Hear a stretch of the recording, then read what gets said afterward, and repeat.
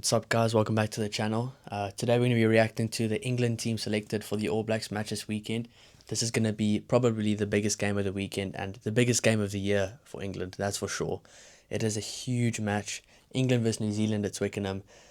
We're going to react to the teams together. I have not seen the team. I'm going to read it now for the first time. Let's see. Number 1, Finn Baxter. Number 2, Jamie George. Number 3, Joe Hayes. Number 4, Mara Itoje. Number 5, Alex Coles. Number 6, Guy Pepper. Number 7, Sam Underhill. Number 8, Ben Earl. Ooh, cracking loose trio. Number 9, Alex Mitchell.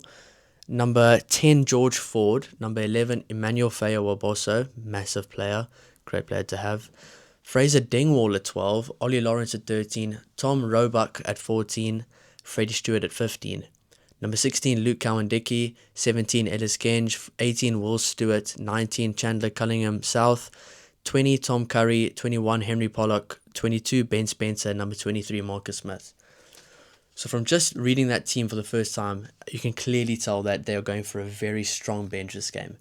I think England knows that one of New Zealand's biggest weaknesses is their late second half performances, which they've kind of been a lot better with lately, but still it's something that they've been trying to work on, and England are definitely going to target that.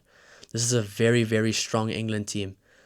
It's very interesting to see Fraser Dingwall at 12. I saw some people saying after the last game they didn't want him at 12. There was a lot of people saying that they would prefer someone else there, but it's good that they're backing him to give him another opportunity. Emmanuel Faya-Waboso, that's going to be huge. It'll probably be him versus Leroy Carter. So that's going to be a very good matchup. I wonder what the All Black selection would be like to counter them, especially with that strong bench. That is an incredibly strong bench. I mean, front row, Luke Cowan-Dickie, Ellis Genge, and Will Stewart, incredible. I mean, Luke Cowan-Dickie's a world-class player. Ellis Genge, he's a British and Irish Lion, and Will Stewart is world-class.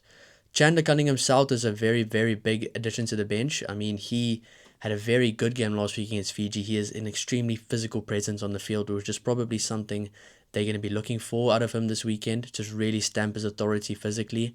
Tom Curry not being in the starting lineup, very interesting call, but I mean, if you have Guy Pepper, Sam Underhill, and Ben Earl starting, it's pretty understandable. I mean, Sam Underhill and Ben Earl together on the same field is almost like a cheat code. They are so good, they are so mobile, and the hits they can put in are incredible. So that's going to be very good to see them go, especially against the likes of Wallace Atiti, Peter Lakai, and Ardie Savia. Mara Itoje captain starting, that's standard. We knew that was going to happen. He's obviously going to have a big role, big pressure on his shoulders going into this game. Leading the team for the first time against the All Blacks, if I'm not mistaken, so that's going to be interesting. Finn Baxter, massive game for Finn Baxter. There's been a lot of talk about Finn Baxter and how high his ceiling could be and his potential, and this is one game where he can really, really prove it. I think Freddie Stewart at fullback as well. They know the All Blacks have quite a creative kicking game. They're going to try kick them all around the park. People seem to think the All Blacks run it from everywhere, which they do, but they're very creative with their kicking game. They don't just kick your normal up and unders or box kicks. They really challenge you in the backfield, so that's going to be quite interesting to see. Ben Spencer and Marcus Smith making it a 6-2 bench, which is very interesting to see. I think that England, a 6-2 bench, they're going to come with power off the bench. They're going to try and make a massive impact and try get the All Blacks at their weak point, which is those late second half performances. Marcus Smith being able to play 10, 15, and probably some other positions as well if he needed to, really makes this a possible bench to have a 6-2 split. His versatility makes it possible. I mean, Ben Spencer on the bench. Ben Spencer is such a world-class scrum off, and I wish some people would see that because, well, I'm glad he's getting his opportunity, and having a guy like him come off the bench is massive for England. So just by looking at this team, I think it's a very good team. Obviously, we have to wait to see who the All Blacks choose, and then we'll do a bit more of an in-depth preview, and we'll put the two sides together and see a combined 15 of who we think would be the best 15 out of both teams combined. But just looking at it like this, it looks like a good England team, 6-2 split, so you know they're going to come really hard in that second half as well. Very forwards dominated game most probably, lots of up and unders, lots of high balls.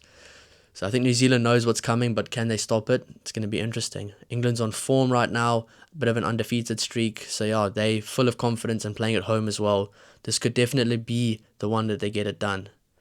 Thanks guys for watching. I hope you enjoyed. We'll see you soon.